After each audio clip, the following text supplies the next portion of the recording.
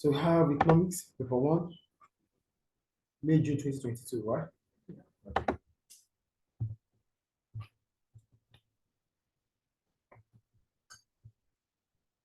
First question, which one of the following is a factor of production? Enterprise. Okay. Question 2, a firm charges a price of $160 per item and has average cost of $120 per item. It sells 20,000 items. What is the total revenue for the firm? So total revenue is price multiplied by quantity, which is price is $160 multiplied by the quantity, which is $20,000. The total is 3,200,000. You there? Yes. But that is not where I stop. In the next round, they might ask you for profits. So to get the profit, here you have the average cost. So you need to find the profit. How do you find the profit? It is total cost divided by output. And your total cost we don't know. We need to use the average cost to find the total cost. So our average cost is known, which is 120. Right. 120. So it will be 120 equals to total cost divided by 20,000, which is the unit. So 120 multiplied by 20,000 will give us our total cost. Clear? So the total revenue will be 3,200,000. The total cost will be 2,400,000. Then the profit, if you are told to find the profit, it will be 80,000. Clear? Yeah. So we'll go to the next one. What is meant by the term normal good? When we talk about normal goods, we're talking about goods that their demand increases as the level of income increases. Goods that the level of demand increases goods that the demand increases as the level of income increases. That's a normal good. Is it clear? I also said that normal good is a good where price increases as price increases, so demand decreases. Or when price decreases, demand increases. No, it's wrong. Price doesn't go with income. It is price elasticity. It goes with income, not price. This is income. This is price elasticity. We are talking about income. So the answer is no. Yes. So the next question, please. Say the formula for social benefit, which is private benefit plus external benefit. Clear? Yeah. Define the term niche market. A niche market is a market for specific customers. Clear? Specific customers. Small market and a large industry. No. There's no specific. There's no special. No, you can't get it. It's in the book. It's like this small market and a larger industry. Small market in a large industry. Yeah. No. No. No. The book is wrong. Well, it's not. When we talk about niche market, a niche market is it? If you had mentioned segments, okay, I would have given you. But you're not even talking about a segment in the large market. Small market in a large market. What's that? Small market in a large market. A small market and a large industry. No, it's wrong. Okay. So you would have said a small segment of a competitive market. I would take that. There's no segment. There's no specific. It's not niche. Clear? So a niche market is what? A market for specific customers or for specific products. We go to question F. Are you there? Calculate. We have calculate two decimal places the price elasticity of supply. PES is percentage change in quantity supply over percentage change in price, which is 4.7 divided by 5.4, 0.87. Clear? Yeah.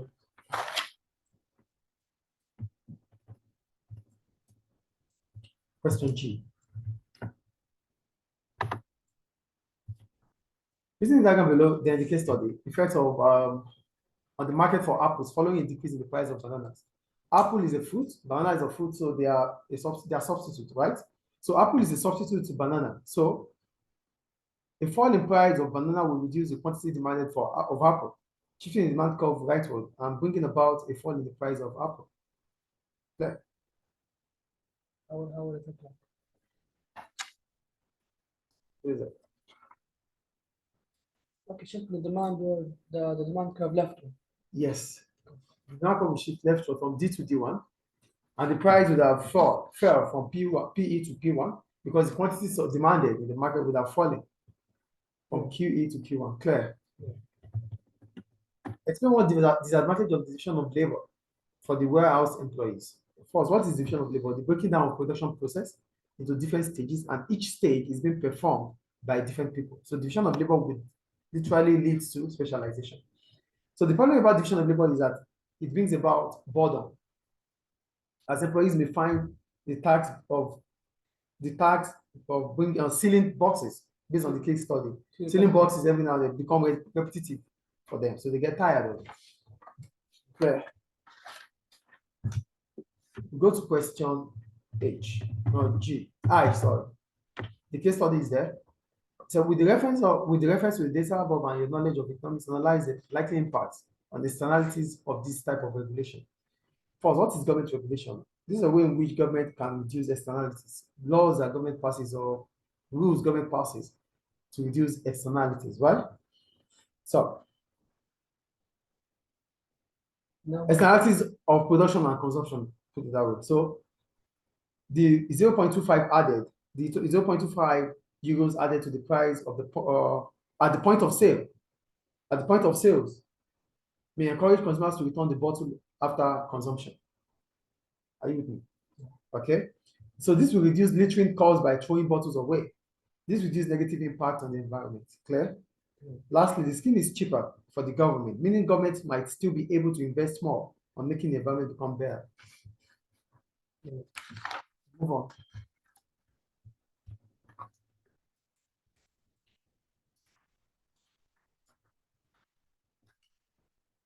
Question 2. Which one of the following products has demand that is priced elastic? At 1.5, it is elastic.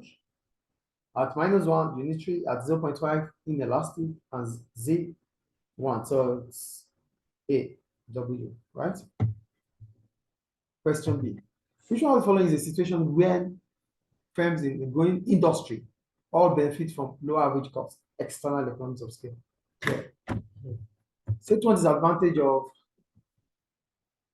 firms of increased competition. Price could be lowered or reduced. Profit would be reduced. Yes, I said price wars. Price what? Price war. War. Yeah. Price war. Yeah, they keep on decreasing the price until they get to a point where they can't decrease anymore. Otherwise, they want to make any profit. Well, it's safe to write lower prices. Price wars. Yeah, it's fine. But do you know what price war is? Yes. What is price war? When you price war occurs, I don't see this as price war. Well, let me tell you why I won't see it as price war. Because price war to me is it's more of predatory. At the end of it all, people will start charging prices to let others leave the industry. But Mr. In the end, it will lead to lower prices, like you said. Please, when you have this type of question again, use lower prices. It's preferable. And you can also use increased advertisements. Okay. Yeah, so instead of price, we'll use that increased advertisement, yes, because firms would want a way to differentiate their products from those of competitors. So when you use price war, now let me put it back to you. When you use price war in a competitive market cannot be your unique selling point. Lower price can be a unique selling point. Price war is not just involving you, it involves the industry. Lower prices involves you. Increased advertisement involves you. Lower profit or reduced profit involves you. Price war means you're not the only one here. We're talking about others. But in a competitive environment, it is important for you to look out for you. Okay, Clear? yes.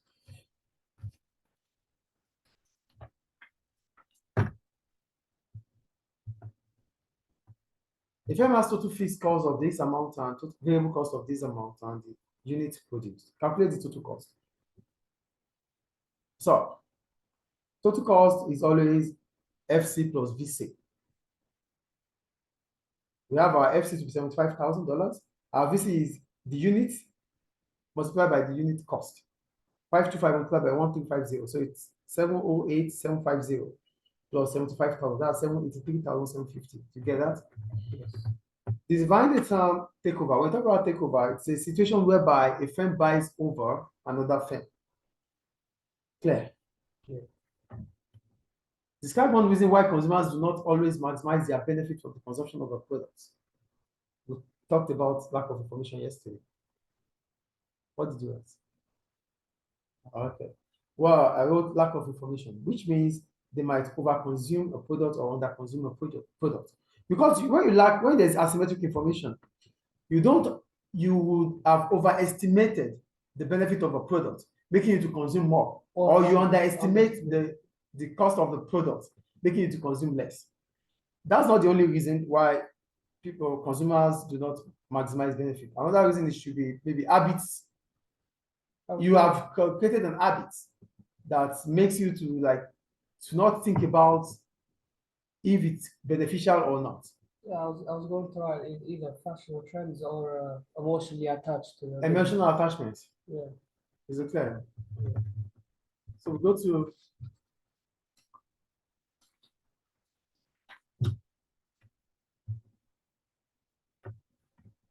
G. Explain one effect on the supply curve of wheat following a change in the price of wheat. A change in price will bring about movement along the supply curve. A change in price will bring about movement along the supply curve. Movement along the supply curve could be contraction or expansion. So we talk about an increase in price. An increase in price from $4.5 to $5 will bring about expansion in the supply curve. Why? Because the law of supply says the higher the price, the higher the quantity supply. That's all about that. Clear? And you can write about a decrease in supply, a decrease in price from 4.5 to 4, expansion from 4.5, right? A decrease will bring about contraction. So what if I talk about them being directly proportional to each other? And if look here, when the price decreased, quantity of wheat decreased. When it increased, the quantity also increased. Increase from higher the quantity supply. So I'm coming to you, please. The quantity supplied increased from 150 to 200 units. Yes, you said? I said I wrote that they're directly proportional to each other because as the price of wheat increased, the quantity of wheat increased, and when the price decreased, the quantity of wheat also decreased. You are telling us about, the question was the effect of supply curve. You are only telling us the literal meaning of supply. You should have linked it because there's a graph there with price and quantity, which you did not mention at all. I'm afraid you're just going to get maybe 1 mark.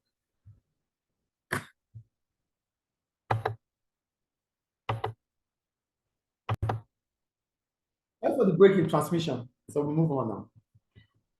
I think, is it clear now? Yes. When you check what I wrote, you understand better.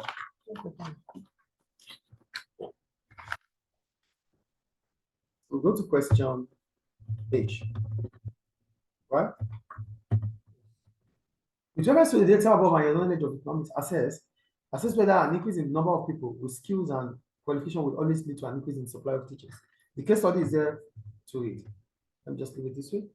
First, what supply of labor? Supply of labor is the number of workers making themselves available for job at a given wage rate. The supply of labor can be affected by skills and qualifications due to the following reasons. One, skills and qualification improves the status of people as they become employable and confident to seek for employment. You get how I put it here? Clear? Is it clear, please? Yeah. People might seek for a degree in the subjects like mathematics, science, and modern language to enjoy the bonus of £9,000. As a result, supply of teachers might increase. Clear? Yeah. However, some people might not be motivated by financial incentives or financial gain. Rather, other factors such as working condition, students' behavior, based on what it said, some people left the job because of student behaviors, longer hours of work. Bureaucracy as well. Yes. So bureaucracy, yes. So these are reasons why some people might, the supply of labor, the supply of teachers might reduce. Clear? Yeah. Lastly, the financial bonus is strictly for those in the field of math, science, and modern languages, which means others who don't have such qualification may seek for better employment opportunity, which might reduce the supply of labor. Clear? Yeah. Let's move on. Question 3, right? Yes, yeah.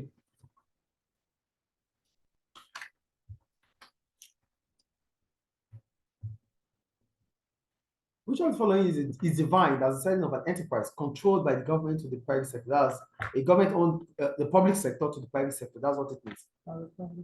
Privatization. Thank you. The answer is D.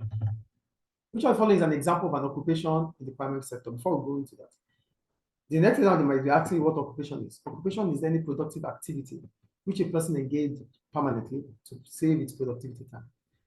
Occupation is any productive activity which a person engages himself or herself permanently to save its productivity time. That is occupation. So here we have teacher, which is service and tertiary sector. We have farmer, which is in the primary sector.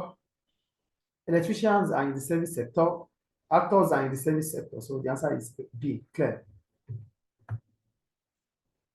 Question C, on the diagram below, draw the effect of an increase in the school living age on the labor market in the country. When we talk about labor market, we're talking about where the demand for and supply of labor meets or interacts. That is the labor market. Clear? Yes. Great. So, if there's an increase in the school living age, what does that imply? An increase in school living age will increase the number of years students will spend in school before they graduated and start looking for jobs. What does that imply? It means the supply of labor would reduce. Yes, the supply of labor would reduce. School living age. It's okay. The supply of labor would reduce. I confuse it for retirement age. No. School living age. So the supply of labor would reduce. As a result of that, the supply of labor will shift leftward from SL to S1, bringing about the quantity supplied leftward from QE to Q1, and the wage rate would increase from WE to W1 because supply of labor is less. Demand for labor will be higher. So firms will need to pay more to attract the limited numbers of workers that are available. Yeah. Now go to PPF, production possibility frontier, which is the same as production possibility curve. I told you that, right? Yes. So we have the case study. With reference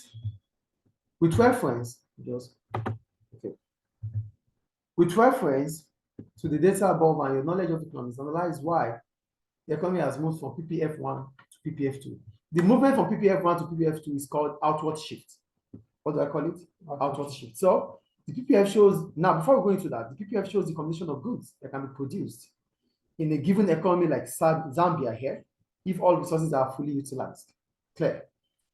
So moving from PPF to PPF1 PPF1 to PPF2 implies to an outward shift in the production possibility curve. This could be as a result of the following. One, advancement in technology. This may allow agricultural products to increase rapidly as a result, increase output. Clear? Yeah.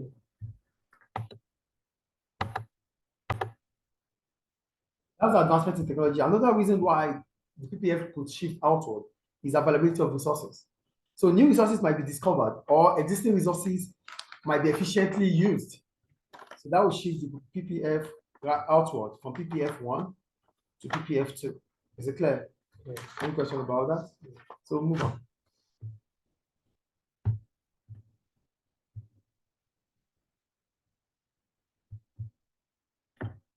With reference to the case study is there, or the data. With reference to the data above and your knowledge of economics, assess the extent to which the cost of producing bricks in Bangladesh are external costs. Well, to me, based on the case study, they are both external cost and external benefit. I will explain anyway. So we start with external cost. External costs are negative impacts caused by production or consumption of on third party. Why is it external benefit, right? I'm going to explain it. According to the data, the production of bricks contributes to severe air pollution, which is an external cost. The demand for bricks is increasing, which means there's likely to be an increase in air pollution. These are reasons why it is external cost anyway. With the production of bricks, emitting smoke and dust affected children, the elderly, pregnant women, and those with respiratory conditions who do not participate in the production. So that is the external cost. Okay. However, brick production seems to be beneficial to many people in Bangladesh as they use it in building. Bricks are used in building. Increased infrastructure. So, yeah, it is external. So lastly, the brick industry employs over 1 million people, which means the production of bricks is external benefits. Employment. Can I say the decrease on employment? because Yes, decrease in unemployment is an extra benefit because job is created. they're employing over 1 million people. Do you see why it is extra benefits too? Yeah, I Okay. thought about So go to question 4. Are you there? yes. Calculate the excess supply of CT. The quantity supply during these 3 evenings total 408. You're advised to show your working. First, before going to that, what is excess supply? Excess supply occurs when the price of a product or when the price is set above the equilibrium price. Why I'm saying this is the next exam they might be asking what is excess supply. So the formula for excess supply is quantity supplied minus quantity demanded. So the quantity supply is 3 multiplied by 136, which is 408, minus quantity demanded for each day. Thursday, Friday, Saturdays, 898, 114, 107. When you add them together, you have 319. So 408 minus 319, it's 96. Did you get that? No. 408 minus 319 408 minus. minus 319, Yeah. it's 96. Okay, 896. Yeah. Did you get it? Yes. Did you show your working? Okay, it's fine. We'll move on. Question B, right? Yes. Street lighting is provided by government in many countries. It's a public good anyway. So there are a lot of things to say about that. We just go to the question. With reference to the data above and your knowledge of economics, analyze why the free rider problem means street lighting is provided by the government. First, who is a free rider? A free rider is a person who enjoys the benefit of goods or services that others paid for. Clear? That's a free rider. Okay. Street lighting is a public good as it is provided by government. A public good is non-excludable and non-rivalable. It is non-excludable because no one can stop anyone from consuming it, in as much as it is made available. It is non-rivalable because your consumption, the consumption of an individual does not reduce the consumption of another. That is non-excludable, non-rivalable, clear. So public goods such as street lighting will lead to a free rider problem because individuals will not pay for them. As a result, they become part of government expenditure. Clear. Private sectors will not provide them too, because private sector will only provide goods that are being paid for. The aim is to maximize the profit. There's no way the private sector will provide street lighting and stop people from using it. So that's provided by government. Clear. Go to the last question. The case study is there. With reference to the data above and your knowledge of economics, evaluate whether a monopoly, such as KCOM, is always bad for consumers. Well, monopoly is good and it's bad. We check. Monopoly is a market structure where there's only one supplier in the market. Clear? Yeah. KCOM is the only telecoms provider serving the city and surrounding towns and villages based on the data. This makes it a monopoly. Clear? Monopoly might be bad for consumers due to the following reasons. One, it limits the choice of consumers. In the case of telecoms, KCOM is the only provider, which means consumers do not have alternatives. Two, according to the data, fiber optic packages are not available everywhere, which allows impressive speeds up to 250 megabytes. This means KCOM may not be encouraged or motivated to innovate, to make things better. We talked about innovation yesterday. Yeah. So as there is no reason and competition to do so, so poor quality service due to lack of competition is bad for consumers. KCOM packages are more expensive, which means it is not efficient to be able to keep costs low to charge lower prices. These are all the problems about monopoly. Clear. However, due to its dominance in those areas, it might be able to exploit economies of scale in the long run. One, this means if it's able to exploit economies of scale, mostly technical economies of scale. So if it's able to do that, it might be able to charge lower prices. Lastly, it may depend on the objectives of the monopoly owners, the owner of the KCOM, to decide if their operations should be favorable to consumers or not. Because they decide.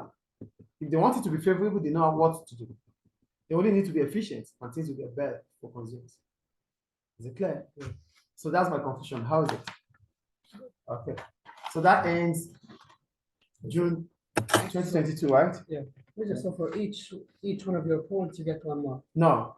More than one, maybe two. It depends on the items in the points. Yeah, like if you gave a negative and a positive, you get 3 marks for that Yes, point. yes, sure. Okay, then Is it clear now? it's clear. So that ends June 2022. June 2022, paper one. Thank you.